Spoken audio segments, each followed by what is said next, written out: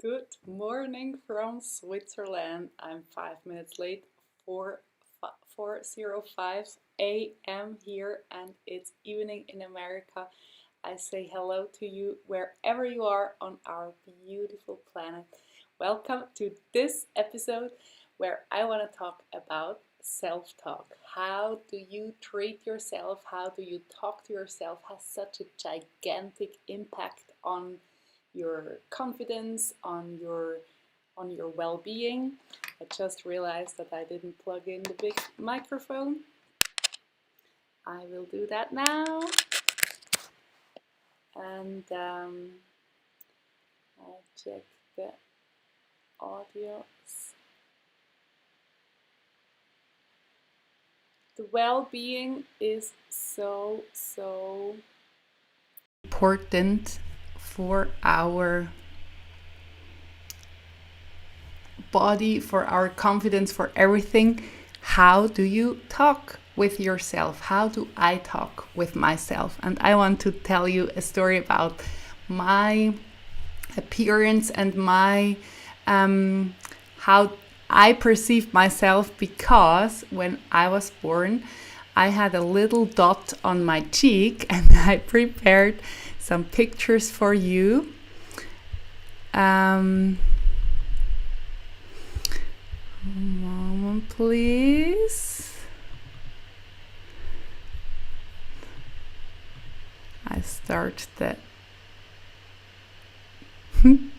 that's now funny, like it's early in the morning, but you don't care. It's evening in your place. Where is the point of now?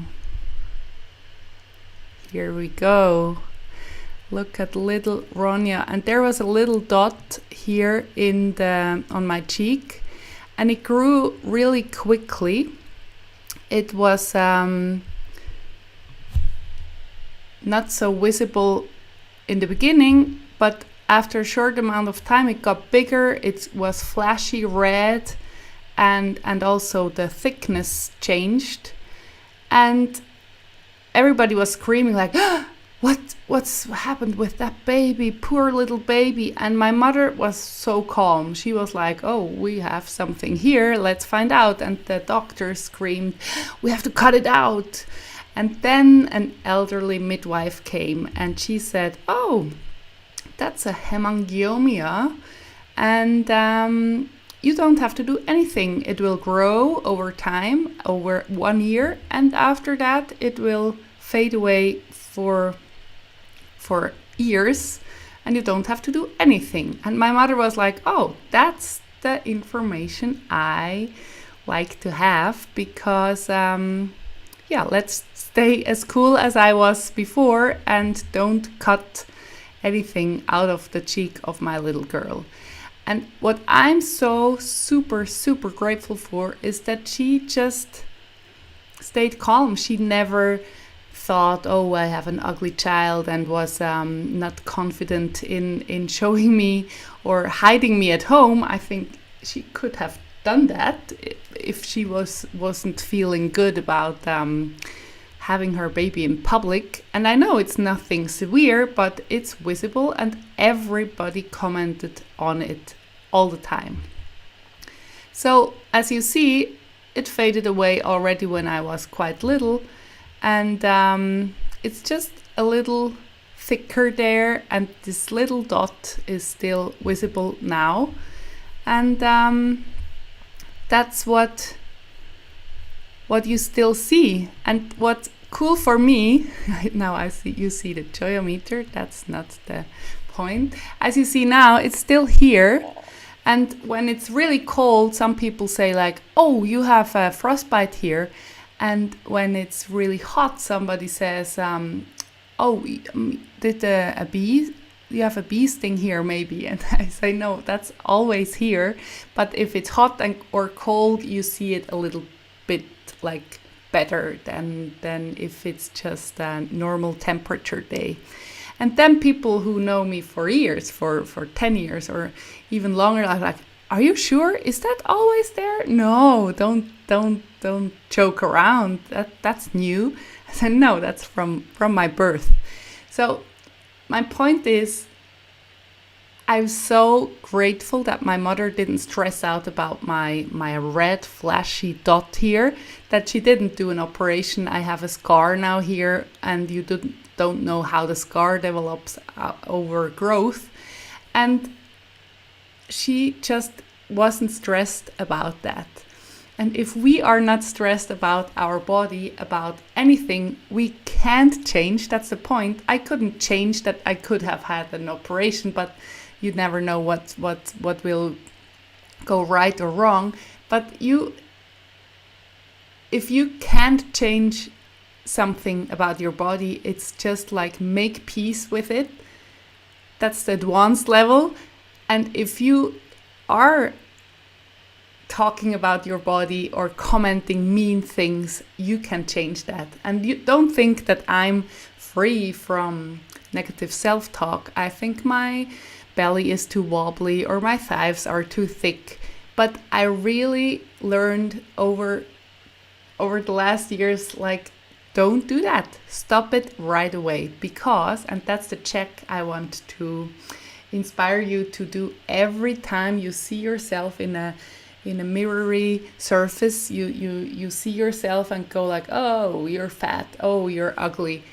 Don't say that, because you would never ever say that to a friend, right? Imagine you would approach a friend, you're happy to see her or him, and you say, oh wow, your belly's so wobbly and your thighs are so thick. You would never say that. That's just rude and mean and not okay to say. So why should you talk in this kind of manner to yourself, right?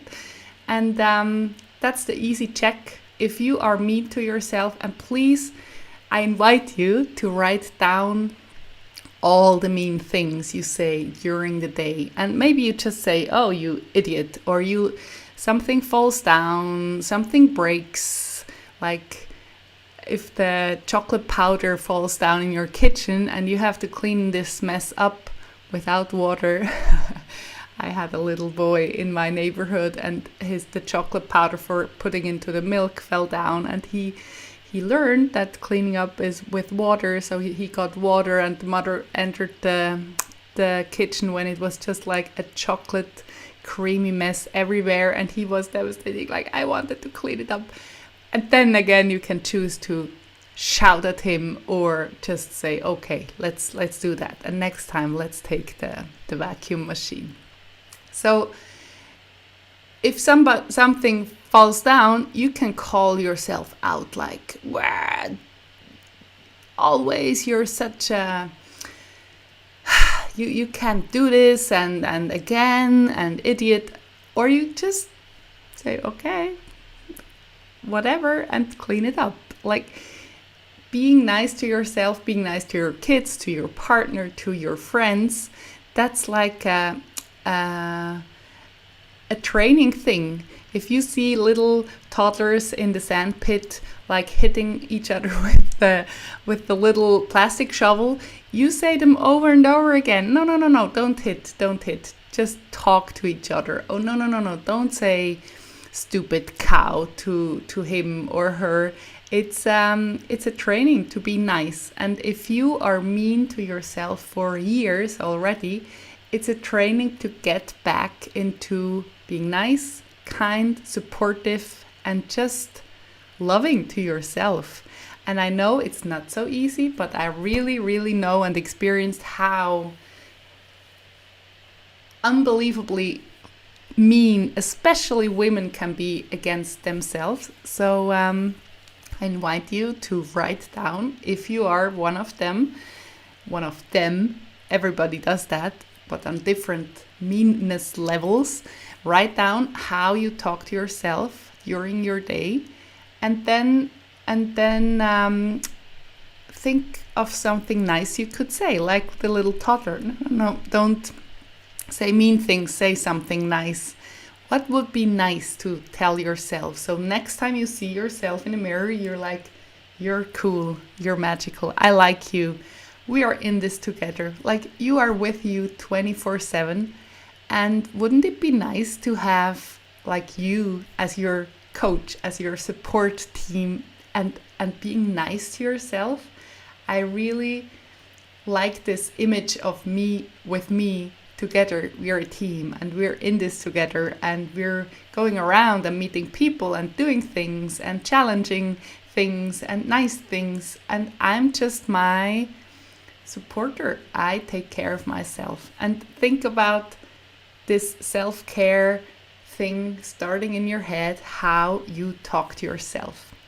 Please try this and tell me if it made a difference to you. I know it from the Joy Academy, from my Joy Mastermind, that it's huge, even though, and that's the beauty in all these exercises, all these tools are easy. You just have to do them to benefit the result of them, and they are not hard to do. You can stay in touch with yourself and with your thoughts all day long without going to a gym or going to a special place. It's just the awareness, like, oh wow, okay, I was so mean again. I wouldn't say that to my friend, so I don't say it to myself.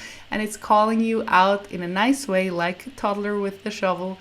And you do better next time. And it's not a competition, it's not a contest. You just improve over this day, next day, weeks, month, and you will feel the difference, and you will feel the change, and you can congratulate yourself with every improvement, every meanness you just caught before you even thought it. Like, yeah, you are on your way. And please tell me about your story, how this impacted you, that you really decide. It's always a decision. You decided, now I want to stop that.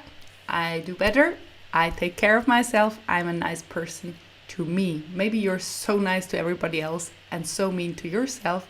So let's change the last and most important person in your life that you are mean to. Let's change that and be a nice, caring, kind and supportive person to yourself. And you're a team 24/7, so go for it, okay? And as last week, I want to show you my Joyometer. I filled it out, and it's still the super simple design. I just wrote it down by hand. I mean, the black letters you can download and print it out yourself. And I felt so connected last week. I always do it from Thursday to Thursday in English, and then German from Monday to Monday. So it's different things I write down because different things happen.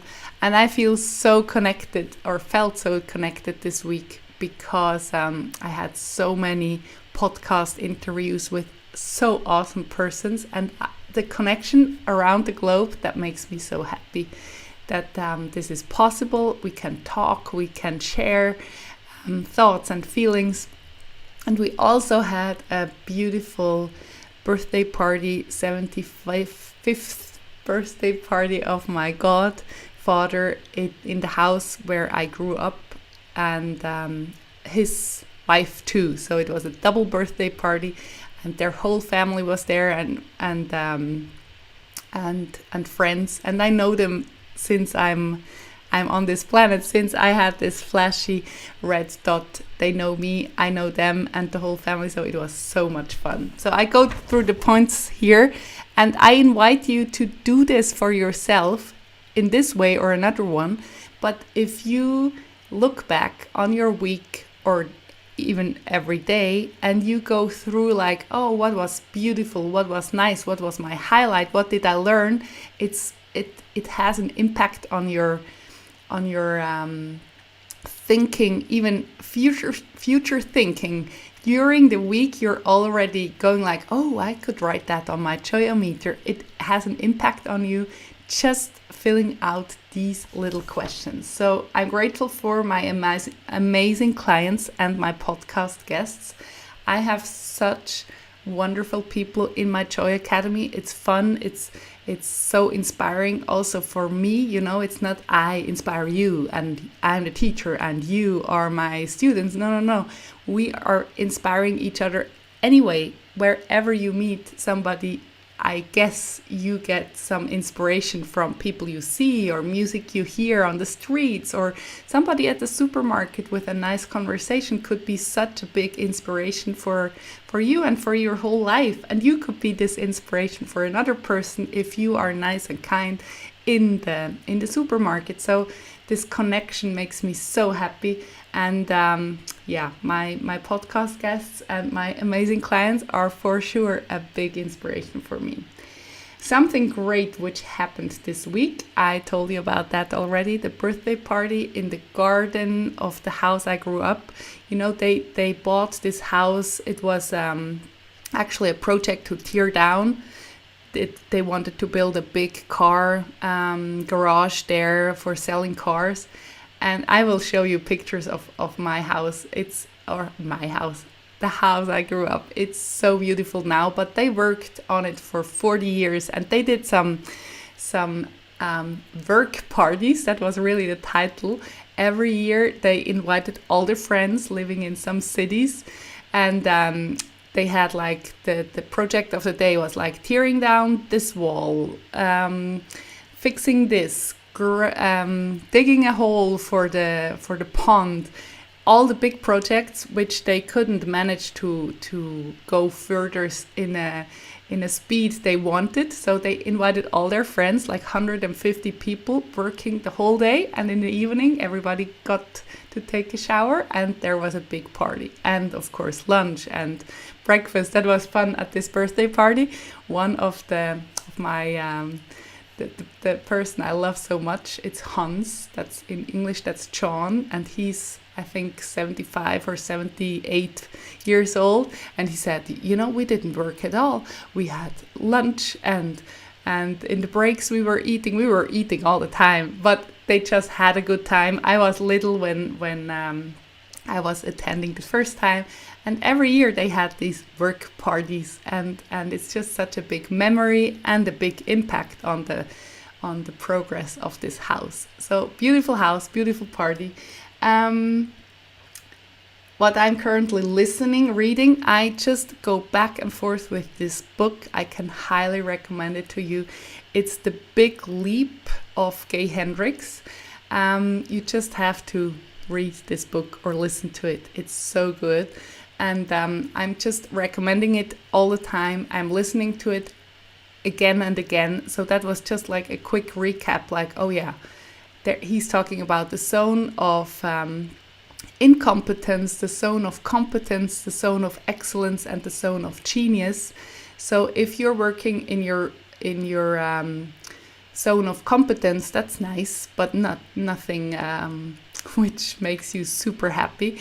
Then you have the zone of excellence. That's really cool. You are very good in doing this. You are appreciated. You are succeeding in this work. But there is a zone of genius where you're just floating around like, oh wow, that's easy, that's fun. Am I even allowed to make money with this? So find your zone of genius, or at least excellence, and don't work and waste your time in the zone of competence, because it's so much more you can do and you really long to do, and going further and further in the direction where you're just like, wow, that's cool. So read this book and you will be so inspired. I guarantee that to you. Who inspired me with what? Mike Wolf, my podcast guest last Sunday. It will be live in November. He is such a wonderful, wonderful person, and I learned so much. And yeah, it was just, I can't believe that my job is now to interview amazing people with amazing stories and insights. And that's definitely my zone of genius, to spend time with wonderful people. And I'm really happy about that. What did I do for me last week? Like, I want to encourage you to take time for you, and that you go and think, what can I do for me? And I took a lot of naps last week, and that's just my thing. I love to do them. I'm refreshed, I'm recharged, and It's kind of like the old grandmother, like laying down after lunch, but who cares? I feel great afterwards and refreshed. A word of wisdom, a trick, something. Really, really, really get serious about what do I want. I shout that from all the rooftops because it's just so important. What do you want? Think about it. I wrote the whole book about that. It will come out this fall, or at least before Christmas. Like, please think about what do I want, and then go for it. And it's connected with the big leap. It's really you are here to have fun, to do things you like, and not to just work and pay the bills and all these obligations, and life is not fun at all. What do you want? And then go for it. Maybe it needs some time, but who cares? You go for your dreams, and that's just so much more fun than just doing what you think you have to do and then retire and then die. Like, no. Let's do fun things in this lifetime. I'm working on these goals. If you write down this joyometer, you will be astonished, like, what goals? What shall I work on? And it can be anything, like learning to bake a new cake can be a goal, or like building a house, or whatever is your goal.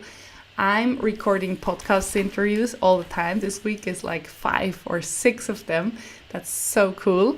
And I'm already done until the end of the year. And it just goes on, and it's so much fun. I'm planning my photo shoot with Bri Penny in the mountains. I really look so much forward to that.